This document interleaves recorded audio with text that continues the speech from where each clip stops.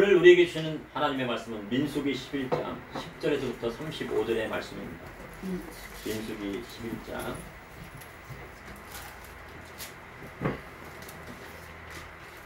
10절에서부터 35절의 말씀입니다. 제 성경으로는 구약성경 214쪽에 있는 민수기 11장 10절에서부터 35절의 말씀입니다. 제 성경으로는 구약성경 213쪽에 있습니다. 구약성경 213쪽에 있는 민수기 11장 10절에서부터 35절의 말씀입니다. 민수기 11장 10절에서 35절의 말씀입니다. 제 성경으로는 213쪽에 있습니다. 213쪽에 있는 민수기 11장 10절에서부터 민수기 11장 213쪽입니다. 10절에서부터 35절의 말씀입니다. 다 찾으신 줄 알고 교독하시겠습니다. 온 백성의 온족들이 각기 자기 장막문에서 우는 것을 모세가 들으니라. 이러므로 여호와의 진노가 심히 크고 모세도 기뻐하지 아니하여 모세가 여호와께 여짜오되 어찌하여 주께서 저를 괴롭게 하시나이까. 어찌하여 내게 죄를 전해서 은혜를 잊게 아니하시고 이 모든 백성을 내게 맡기사 내가 그렇게 지치게 하시나이까. 이 모든 백성을 내가 배웠나이까. 내가 그들을 낳았나이까. 어찌 주께서 내게 양육하는 아버지가 젖먹는 아이를 품듯 그들을 품에 품고 주께서 그들의 열조에게 맹세하신 땅으로 가라 하시나이까. 이 모든 백성에게 줄 고기를 내가 어디서 얻으리이까. 그들이 나를 향하여 울며 이르되 우리에게 고기를 주어 먹게 하라 온즉 책임이 심히 중하여 나 혼자는 이 모든 백성을 감당할 수 없나이까. 주께서 내게 이같이 행하실진대 구하옵나니 내게 은혜를 베푸사 즉시 나를 죽여 내가 고난당함을 내가 보지 않게 하소서. 여호와께서 모세에게 이르시되 이스라엘 노인 중에 내가 알기로 백성의 장로와 지도자가 될 만한 자 70명을 모아 내게 데리고 와 회막에 이르러 거기서 너와 함께 서게 하라. 내게 장마여 거기서 나와 말하되 내게 임한 영은 그들에게도 임하게 하리니 그들이 너와 함께 백성의 짐을 담당하고 너 혼자 담당하지 아니하리라. 또 백성에게 이르기를 너희의 몸을 거룩히 하여 내일 고기 먹기를 기다리라. 너희가 울며 이르기를 누가 우리에게 고기를 주어 먹게 하냐. 애굽에 있을 때가 우리에게 좋았다 하는 말이 여호와께 들렸으므로 여호와께서 너희에게 고기를 주어 먹게 하실 것이다. 하루나 이틀이나 닷새나 열흘이나 20날만 먹을 뿐 아니라 냄새도 싫어하기까지 한 달 동안 먹게 하시리니 이는 너희가 너희 중에 계시는 여호와를 멸시하고 그 앞에서 울며 이르기를 우리가 어찌하여 애굽에서 나왔던가 함이라 하라. 모세가 이르되 나와 함께 있는 이 백성의 고행자가 60만 명이 온데 주의 말씀이 한 달 동안 고기를 주어 먹게 하겠다 하시오니 그들을 위하여 양떼와 소떼를 잡은들 조카오며 바다의 모든 고기를 모은들 조카오리까. 여호와께서 모세에게 이르시되 여호와의 손이 짧으냐 내가 이제 내 말이 네게 응하는 여부를 보리라. 모세가 나가서 여호와의 말씀을 백성에게 알리고 백성의 장로 70인을 모아 장막에 둘러세우매 여호와께서 그들 가운데 강림하사 모세에게 말씀하시고 그에게 임한 영을 70장로에게도 임하게 하시더니 영이 임하실 때에 그들이 예언을 하다가 다시는 하지 아니하였더라. 그 기명된 자 중 엘다시라 하는 자와 메다시라 하는 자 두 사람이 진영에 머물고 장막에 나아가지 아니하였으나 그들에게도 영이 임하였으므로 진영에서 예언한지라.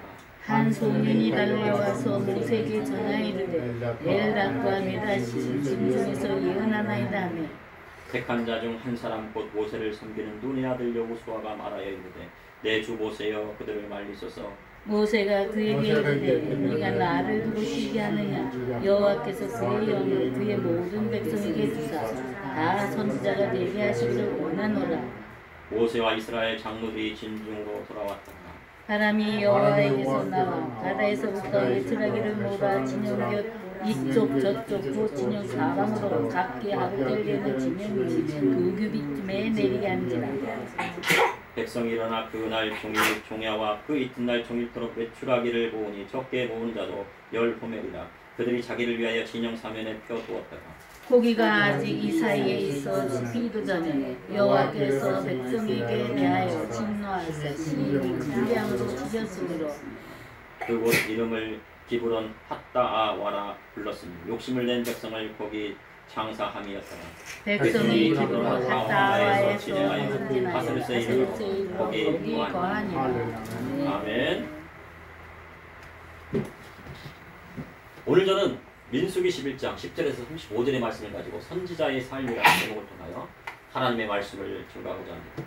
현대 사회로 갈수록 사회는 더 복잡해지고 있습니다. 세상이 어떻게 바뀔지 누구도 예측하기 힘든 시대가 되었습니다. 과거에는 10년 앞을 내다보고 20년, 30년을 내다보고 장기 프로젝트를 하였습니다. 그러나 지금은 10년, 20년을 내다볼 수가 없습니다. 너무 시대가 바뀌기 때문입니다. 1970년대에 우리나라가 선진국이 되기 위해서 강산을 푸르게 해야 한다는 프로젝트를 진행했습니다. 가난한 나라에서 부자 국가들을 보니까 부자 나라를 보니 수풀이 우거지고 푸르렀다는 것입니다. 그래서 나무 심기를 시작했습니다. 부자 나라가 되기 위해서 각 마을에서 새마을 운동을 하며 나무 한 그루씩 한 그루씩 심다 보니 이제 우리나라는 어느 곳을 가든 푸른 산을 볼 수 있습니다. 그리고 푸른 산을 볼 수 있으니 선진국이 되었습니다. 이는 나라의 지도자가 30년, 40년을 내다보고 정책을 실행했기 때문입니다. 그리고 우리가 가지고 있는 휴대전화도 너무나도 급속하게 변하고 있습니다. 80년대만 해도 우리나라의 가정마다 전화가 서서히 보급되기 시작했습니다. 그러나 이동 전화가 없는 실정이었습니다. 그래서 대부분 가정용 전화, 공중전화를 이용했습니다. 그러다가 1983년 당시에 일본의 모토로라에서 차량용 이동 전화가 나왔는데 아주 큰 무슨 무전기 같은 전화가 나왔습니다. 그 크기가 거대하고 값도 한 200만 원에서 400만 원까지 됩니다. 거의 뭐 차값의 절반입니다. 그러다 보니 학생들 사이에서는 무선 호출기 삐삐가 유행했습니다. 전화기로 삐삐를 호출하면 번호를 남기면 공중전에서 그 번호에다가 전화를 남기는 거죠.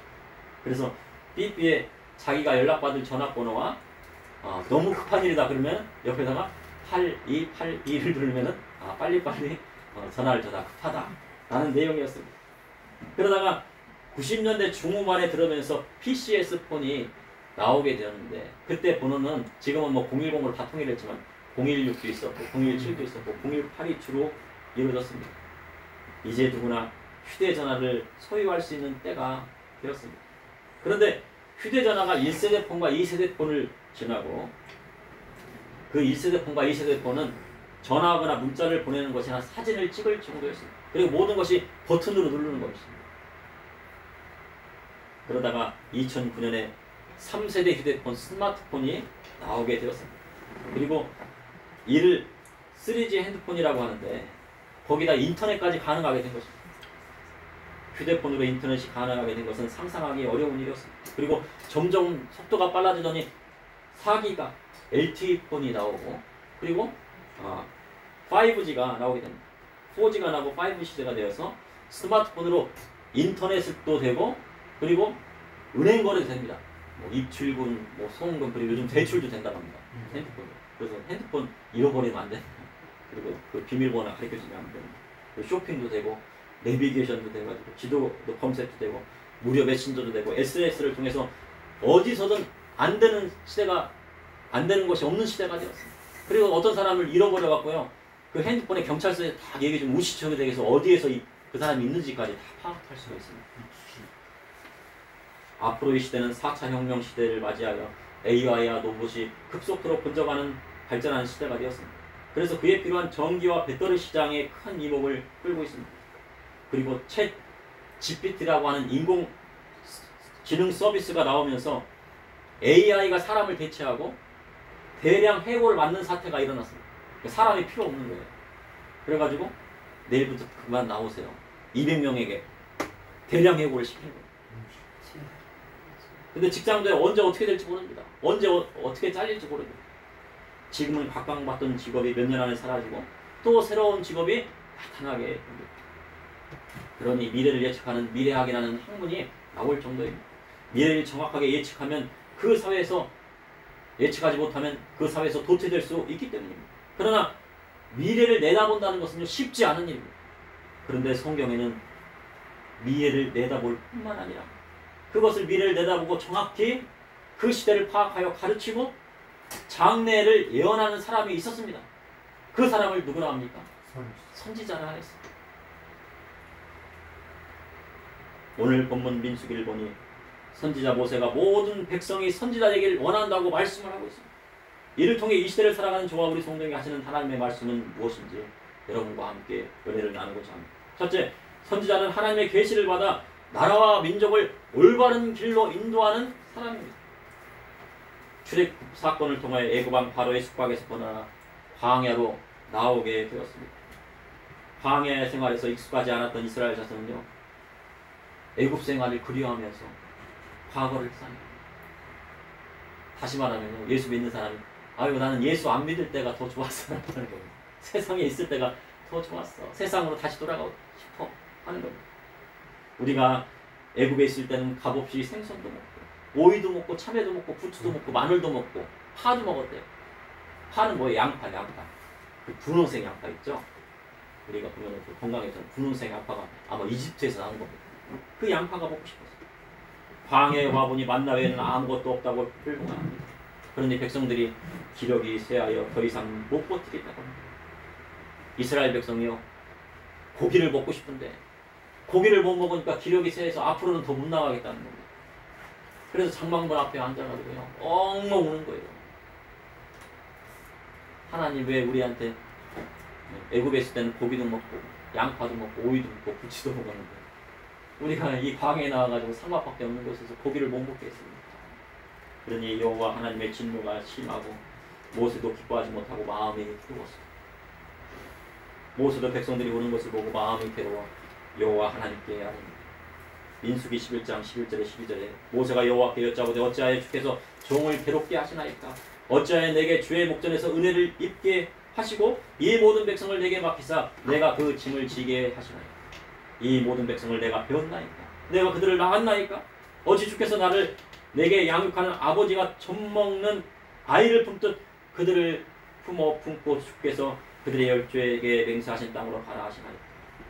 모세가 괴로워 죽기를 바랍니다. 선지자의 삶은요, 하나님께서 맡겨주시는 양들을 이끌고 나가는 사명이 있는 거예요. 양들을 선지자가 낳은 것이 아니잖아요. 내가 낳지는 않은 양이라도 품고 가야 됩니다. 자신이 낳지는 않은 백성이라도 사랑하고 아버지가 젖먹는 아이를 품듯 그 백성이 비우고 나가야 됩니다. 예수 믿는 사람 중에서는 그 형제나 부모님이 예수님을 안 믿는 사람도 있어요. 그러면 그 짐을 누가 지고 가야 돼요? 예수님 믿는 사람이 믿는 그 사람이 혼자라고 해도 지고 나가야 돼요. 그것이 주님이 원하시는 선지자의 삶이라는 것입니다. 모세는 특별한 어린 시절이 있었습니다. 모세는요 아물람과 요게벳의 사이에서 태어났어요. 요게벳이 아기를 낳고 3개월 동안 숨기고 있는데 더는 숨길 수가 없는 거죠. 그래서 어쩔 수 없이 갈대 상자를 딱 엮어가지고요 거기다가 역청을 바르고 나무 진을 발라갖고요 어디다 놓습니까? 나일과 갈대 사이에 딱 놓는데 그때 마침 누가 지나갑니까? 바로 애굽 왕 바로의 딸이 공주가 지나갑니다. 그리고 저 상자가 무언가 해가지고 딱 잃어보니까 응애 하는 그 모습을 보니까요 너무나 귀여운지요. 사랑이 막 그냥 눈이 뿅뿅 해가지고 그냥 사랑이 막 아기를 사랑하는 마음이 너무나도 안타깝고 안쓰러운 마음이 생겼습니다. 그런데 그것을 지켜보던 아기의 누이가 아기의 어머니를 그러니까 요게벳을 유모로 추천합니다. 그래서 모세는 40년 동안 왕궁에서 바로의 딸의 양자로 양아들로 왕자 생활을 했습니다. 모세는 40년 동안요 애굽의 모든 학문을 다 배우고 정치, 경제, 사회, 문화를 다 섭렵했습니다. 모세가 왕자 수업을 마친 후에 바로가 될 수 있는 위치에 있었어요. 그러나 모세는 애굽 왕자보다는요 같은 민족인 이스라엘 백성이 고통받는 것에 마음이 너무나 아팠어요. 그것이 바로 무슨 마음입니까? 선지자의 마음입니다. 그러다가 어떤 애국 사람이 자기 형제를 치는 것을 보고 분에 못 이겨 그 사람을 쳐 죽이고 머릿속에 감추었는데 이튿날 이스라엘 사람들이 서로 싸우다가 거기에 싸움에 다 휘말렸는데요. 그 사실을 누가 얘기합니까? 그 사람들이 이야기합니다. 그래서 모세가 애굽 사람을 죽인 것이요 살로가 났어요. 그래서 그 길로 바로의 낯을 피하여 미디안 강으로 도망가게 되는 것입니다. 선지자가 될 사람은요 같은 민족의 고통을 보고 참지 못하는 사람입니다. 탈북민들을 보면은요 그 탈북민들을 보면서 마음이 아프고 도와주고 싶은 마음이 있는 겁니다. 나라를 위해 잠 못 이루십니까? 정치인들이 막 싸우는 거 보면 막 분통이 터지고 막 예? 마음이 답답하십니까? 그러면 무슨 심령이 있는 거예요? 네. 선지자의 심령이 있는 거예요. 그런데요 싸우게 그냥 놔두세요. 막 싸워야 돼요. 막 물고 뜯고 막 싸워야지 나라가 깨끗해지는 거예요. 우리나라는 잘된 나라입니다. 왜냐면요 서로의 물고 뜯고 막 그리고 잘못된 것을 막 들춰내잖아요. 그러니까 막 다 드러나요. 안 드러나는 게 하나도 없습니다. 우리나라는 좋은 나라가 될 거예요. 왜냐하면 하나님이 물고 뜯으라고 놔두시고 계시는 거예요. 왜요? 이 나라는 하나님께서 기도로 세운 우리 성도님들 기도로 세운 나라잖아요. 매일 기도할 때 뭐를 위해 기도하셨습니까? 첫 번째가 나라와 민족을 위해서 기도하셨죠.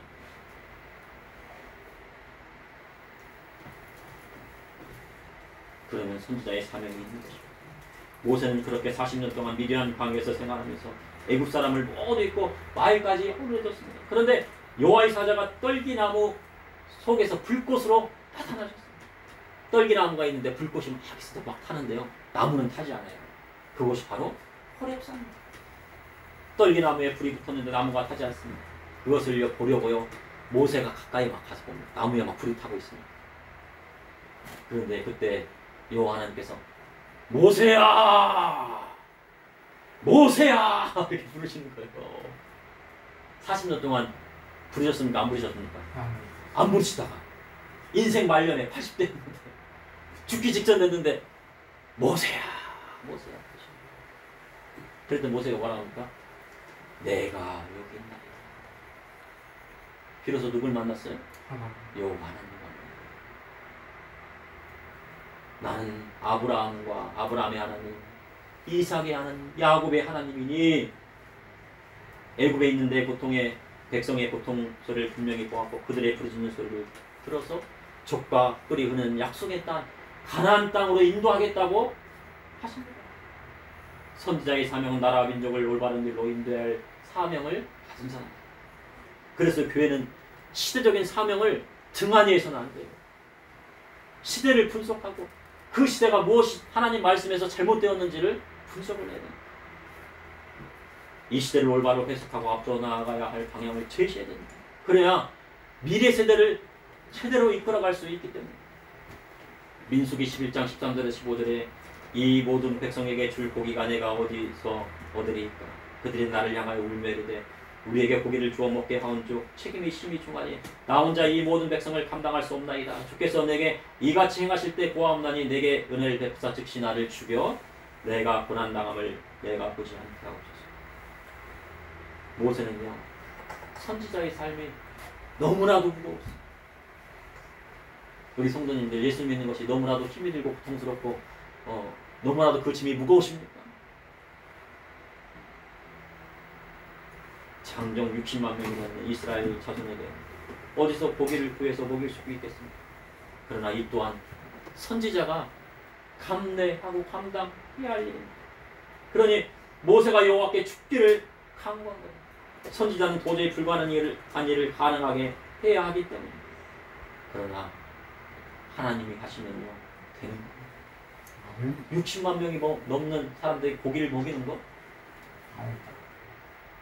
200만 명, 그러니까 200만 명, 300만 명 되는 어린아이까지 하는 200만 명, 300만 명에게 고기를 먹이는 거 하나님이 하시는 거예요.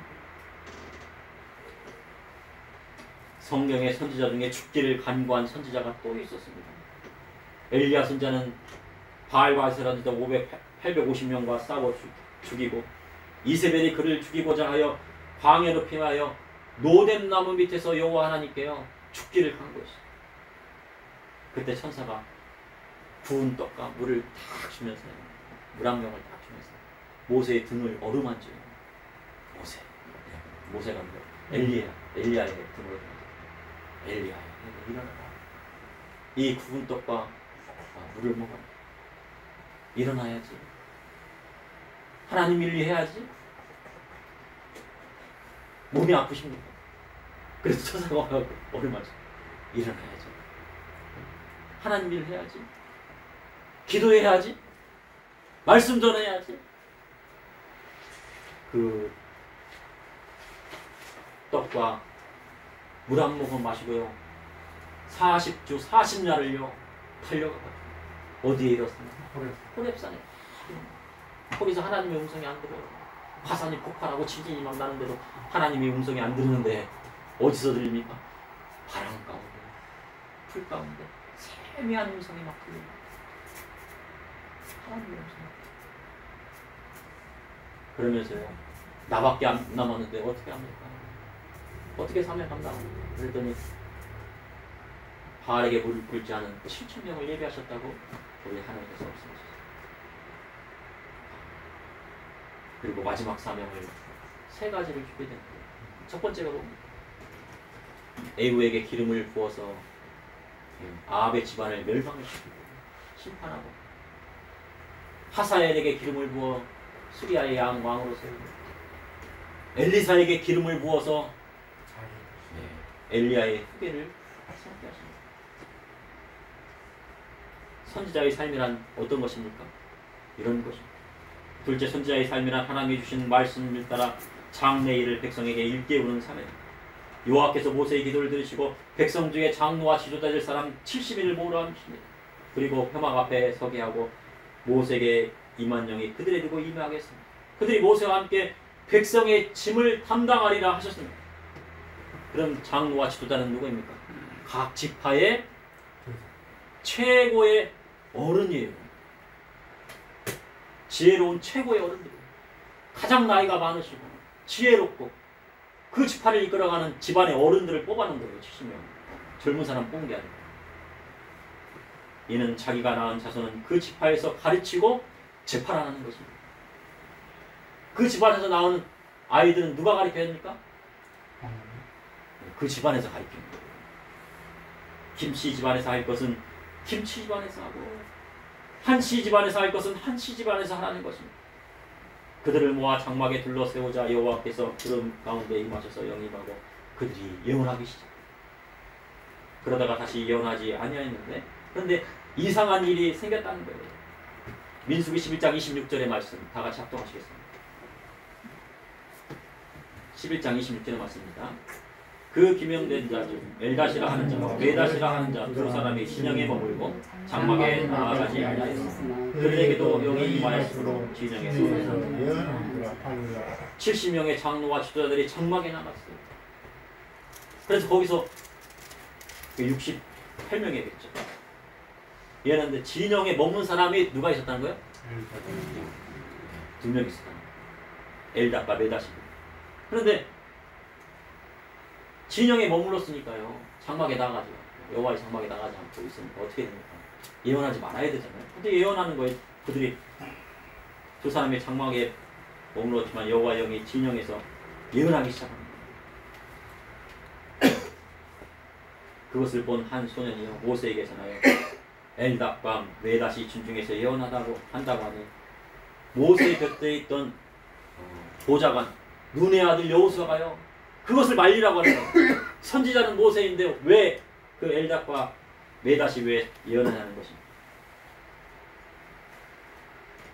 구약 성경에 예언은 누가 있습니까? 선지자가 있습니다. 선지자는 하나님의 뜻을 대언하는 사람입니다. 선견자는 계시를 받아 장래일을 말하는 사람입니다. 근데 둘 다 차이가 거의 없어요. 선견자나 선지자나 거의 비슷한 말입니다.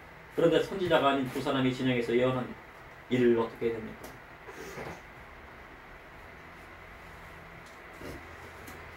모세가 민수기 11장 모세가 그들에게 이르되 내가 나를 두고 쉬게 하느냐 여호와께서 그의 영을 그의 모든 백성에게 주사 다 선지자 되게 하시기를 원하노라. 왜 쉬게 하게 하는 거야? 그 두 사람뿐만 아니라 모든 백성이 다 그들처럼 예언하기를 원한다는 거죠. 그것이 모세의 마음입니다. 모세의 마음은 무엇입니까? 여호와의 영이 모든 백성에게 임하여 다 선지자 되는 것입니다. 이는요 예언의 말씀입니다. 세상의 모든 아버지와 할아버지가 다 선지자 되기를 바란다는 뜻이에요. 70장로 있잖아요. 그들뿐만 아니라 세상의 모든 아버지와 할아버지가 다 선지자 되기를 바란다는 뜻이에요. 그러면 아브라함은 선지자였습니까? 선지자였습니다. 아브라함이 기도하자 블레셋 왕 아비멜렉의 집안에 닫혔던 태문이 아브라함이 기도하니까 열렸어요. 창세기 10장 7절에 이제 그 사람의 아내를 돌려보내라. 사라를 돌려보내라. 그는 선지자. 누가 하신 말씀이에요? 하나님께서. 그가 너를 위하여 기도하리니 내가 살려니와 내가 돌려보내지 아니하면 너와 내게 속한 자가 반드시 죽을 줄 알지니라. 태문이 닫힌 것뿐만 아니라 너의 모든 민족이 몰살할 거야. 말씀하십니다. 하나님께서 아브라함을 선지자라 하셨습니다. 그럼 이삭은 선지자입니까? 선지자입니다. 그럼 야곱은 선지자입니까? 선지자입니다. 아브라함과 이삭과 야곱의 때는 성경이 없었지만 아브라함과 이삭과 야곱이 그분을 만나 하나님 말씀대로 살고 그 자손들을 가르쳤습니다. 그래서 그들은 선지자인 거예요. 아브라함과 이삭과 야곱은 집안의 아버지이고 할아버지였습니다. 그러니 모세는 이스라엘 백성 모든 아버지가 다 선지자가 되어 예언하기를 바란다고 하십니다. 이 시대는 세상의 모든 아버지가 선지자가 되어 이 시대를 일깨워야 되는 시대가 되었습니다. 가정에서 하나님 말씀 교육하지 않으면요 자녀를 세상에 빼앗기는 시대가 되었어요. 왜냐하면 세상에요 너무 타락하고 음란한 시대가 되었기 때문에 스마트만 봐도요 음란이 그냥 뭐만 들으면 다 음란이 나고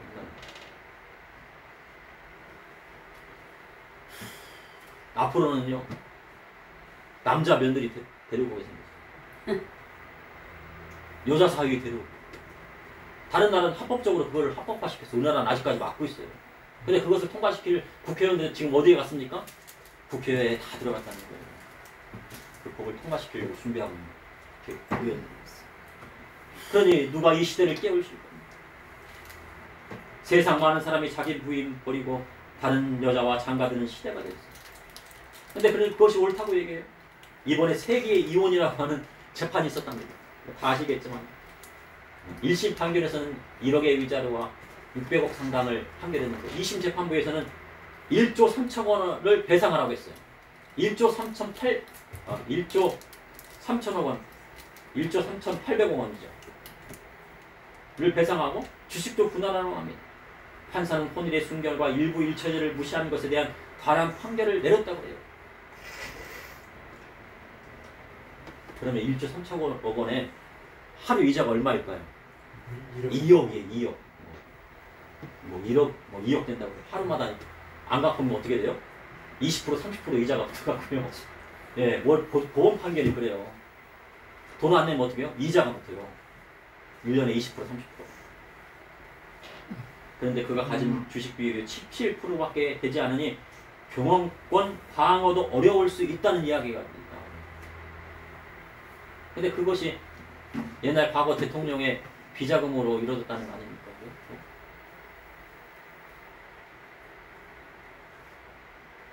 그런데 집안일을 세상식으로 법정에까지 합니다. 성경에는 뭐래요? 채씨 집안의 일은 누가 알아서 하라고요? 채씨 집안에서 해결하고.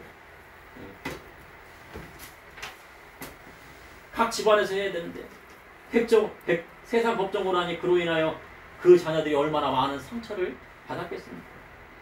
이는요 돈이 문제가 아니에요. 예수님께서 말씀하셨습니다. 음란한 경우에는 왜 자기 부인 버리고 다른 데 장가가는 것은 본처에 대한 반응을 하셨어요. 세상에 지쳐버리면 어떻게 됩니까? 그것을 이번 재판에서 이야기한 거예요. 자기 재산 다 내놓아야 된다. 자기 부인, 자기 조강쳐 버리면 어떻게 된다고요? 자기 재산 다 내어놓고 다 털려야 그것이 하나님 뜻인데 사실은 뭡니까? 죽지 않은 것이 다예요. 죽지 않은 것이 다예요.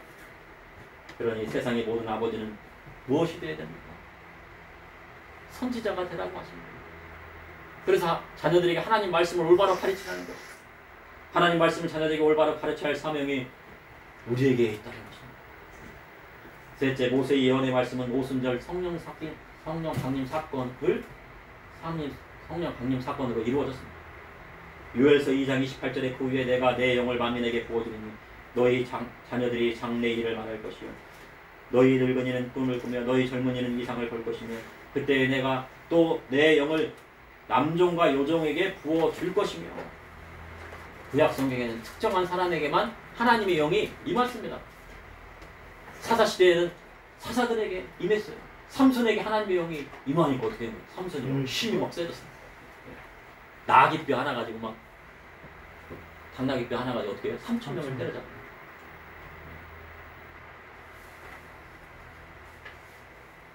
이스라엘 왕정 시대는 손세에게 임했어요. 그런데 요엘서를 보니 여호와께서 내 영을 누구에게 부어준다고요? 만민에게 부어주리라. 모든 백성, 모든 사람에게 부어주시겠다고 말씀하셨어요. 그래서 자녀들이 예언하고 노인들이 꿈을 꾸며 젊은이들이 이상을 볼 것이라 하신 것입니다. 그리고 남종뿐만 아니라 요종에게도 영을 부어주시라 하셨습니다. 그러니 하나님 믿고 예수님을 따르는 세상의 모든 아버지뿐만 아니라 어머니들까지도 성령을 부어주시겠다고 하는 거예요. 아멘. 남종뿐만 아니라 여종에게도 성령을 부어주시겠다고. 아멘. 그러니 얼마나 좋은 하나님이십니까? 한국교회 어머니들이 자녀 세대에게 하나님의 말씀을 안 가르치고 무엇하고 있습니까? 어머니들이 자식들에게 하나님 말씀 안 가르치고 무엇합니까? 그러니 한국교회 하락의 길로 가고 있어요. 여도는데 하면은 교회 일 열심히 한다고 하고 목사님 잘 섬기겠지만 그것보다 중요한 것이 뭡니까? 네? 남편을 높여주고 자식들을 하나님 말씀대로 양육하는 것이 더 중요합니다. 목사님도 맛있는 거 있으면 같이 이렇게 나눠드리면 하면 좋죠. 그렇게 하라고 성경에 나와 있어요. 그러나 그것보다 더 중요한 것이 있어요. 뭐예요? 목사님보다 남편을 더 높여드리고 그리고 또 그다음 뭐예요? 자녀들을 하나님의 말씀대로 양육하는 것이 하나님의 뜻이라는 거예요.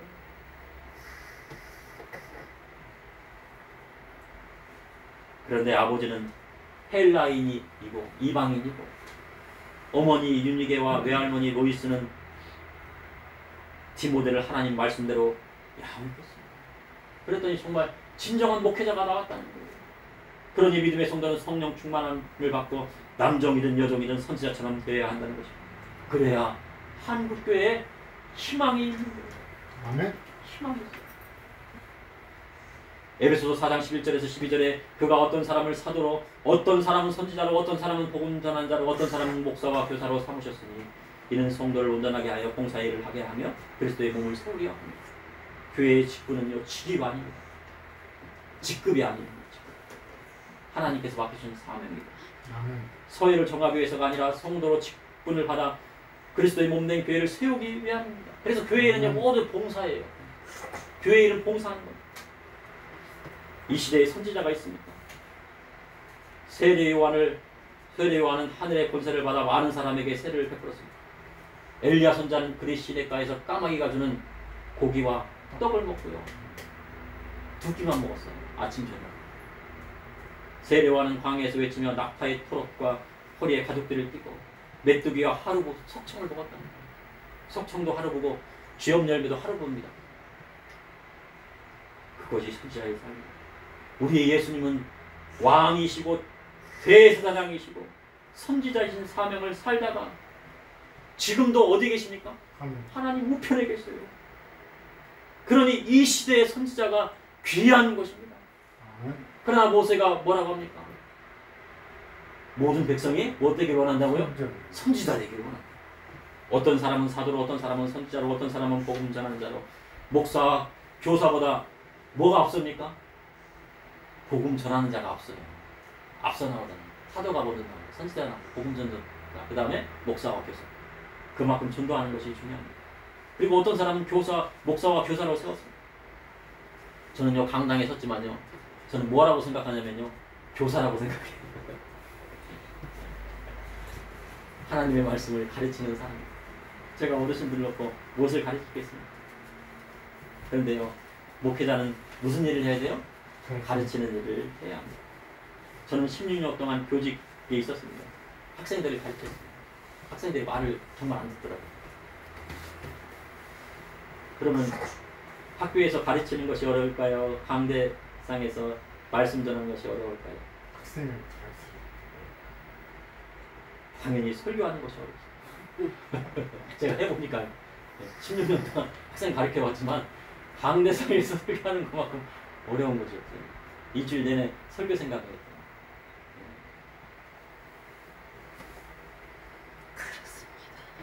학교에서 교과서에 있는 내용을 그대로 가르치면 돼요. 똑같은 것 매년 반복해서 가르치면요, 그래도 수요래요. 그러나 설교는 매 시간 달라야 됩니다. 제가 강단에 서서 똑같은 설교를 하는 것을 보셨습니까? 설교의 본문은 같을 수 있어요. 그렇지만 설교의 내용이 토시 하나 안 틀리고 똑같을 수는 없는 거예요. 어떤 분은 설교를 만들어 놓고 설교집을 만들어 놓고 2년에 한 번을 돌린다는 거예요. 그래서 누가 이렇게 매일 적었대요. 근데 어느 날 딱 적다 보니까 2년이 딱 그 목사님 2년이 3년째 되는 데인데 딱 쓰더니 언제 한번 적어보는 느낌이 나는 거예요. 그래서 나중에 그 앞에 있는 것을 딱 펴보니까 토시 하나 안 틀리고 그거를 이제 말씀을 하고 싶다는 거예요. 그만큼 어렵다는 거예요. 그럴 수도 있습니다. 그러니 하나님의 말씀을 가르치는 자는 그럴 수 없습니다. 본문은 같아도 설교는 시대마다 다른 거예요. 해마다 다르고 매 시간마다 다른 것이 설교입니다. 목회자로 시대를 올바로 읽지 않고 성도들을 올바른 길로 인도하지 않으면 안 되는 때가 되었습니다. 잘못하면 맹인이 맹인을 인도하는 현상이 날 수 있습니다. 그런데 진정한 하나님의 말씀의 교육은 바로 가정에서 먼저 일어나야 된다는 것입니다. 가정에서 먼저 선지자적 사명을 감당하지 못하면 세상을 이겨낼 수 없는 시대가 되었어요. 아까 얘기했죠. 핸드폰이 막 빠르게 변하는 것처럼 이 시대는요, 더 빠르게 지금 변하고 있고요. 세상에 전쟁이 일어나고 막 세상의 정치적인 것들이요, 너무나도 급박하게 변하고 있습니다. 그것을 어떻게 읽으실 것입니까? 그래서 오늘 본문의 선지자 모세가 이스라엘 모든 백성이 다 선지자기를 원하노라 한 것입니다. 우리 성도님들 선지자적 사명을 가정에서 이루며 사실 수 있으시겠습니까? 엄마가 자식을 낳아 하나님 말씀대로 키우는 것 자체가 선지자적 사명을 이미 감당하고 있는 거예요. 그럼 자식이 없으면 어떡합니까? 세상에 나가서 모든 민족을요, 제자로 삼아서 아버지와 아들과 이런 세례를 주고 예수님께 분부한 모든 것을 가르치는 거예요. 그것이 가정에서 이루어져야 이 사회가 온전해지고 이 나라가 변화하고 우리 민족의 하나님을 믿는 제사장의 나라가 되는 것입니다. 그러나 교회가 세상 것을 가르쳤습니다. 건물 크게 짓고 교인수 많으면 큰 목회하는 것이고, 선지자적 사명 감당하고 예수님처럼 가난하게 살면 실패했다고 해요.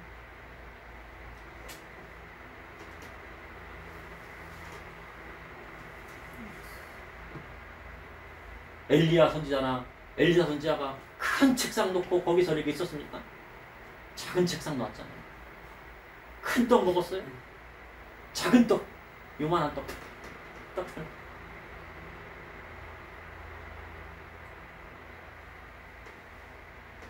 왜? 미안해갖고 양심 있어요. 가난한 사람 떡을 어떻게 먹어요? 내일 떡 먹고 죽을 사람 보면 어떻게 떡을 뺏어먹냐 이거예요. 그러나 선지자는 그 떡을 먹고 뭐를 해줘야 되는 사람입니까? 축복해줘야 되는 사람. 그래서 없다는 거예요. 그러니 하나님의 백성들이 뭐 한다고 합니까? 부족하다고 원망을 합니다. 하나님과 모세를 원망하는 이스라엘 백성이 고기 먹고 싶다고 하니 여호와께서 하루 이틀 닷새 열흘 20날을 먹을 것이 아니라 한 달 내내 고기를 주워 먹고 그 냄새도 싫어할 정도로 먹게 하리라 하신 거예요. 하나님보다도 돈 좋다고 고기가 더 좋다고 하니까 그래 돈 좋니? 그래 로또 한번 맞아봐. 인생이 어떻게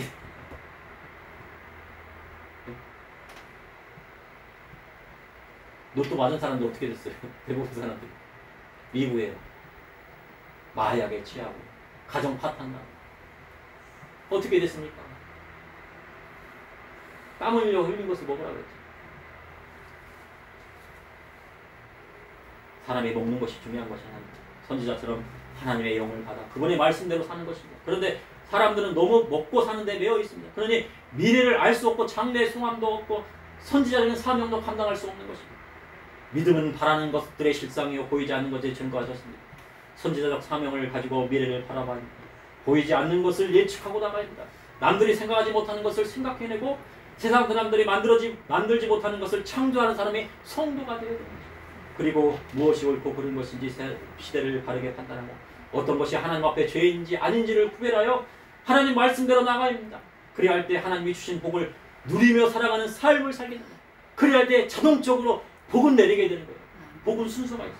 그러므로 선지자는 하나님의 계시를 받아 나라와 민족을 올바른 길로 인도하는 자입니다.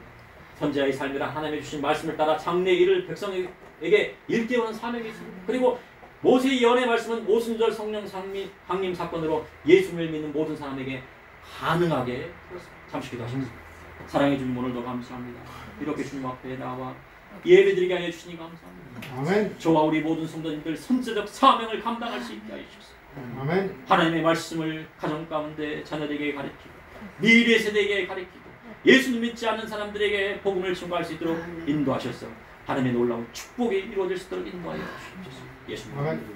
아멘. 아멘.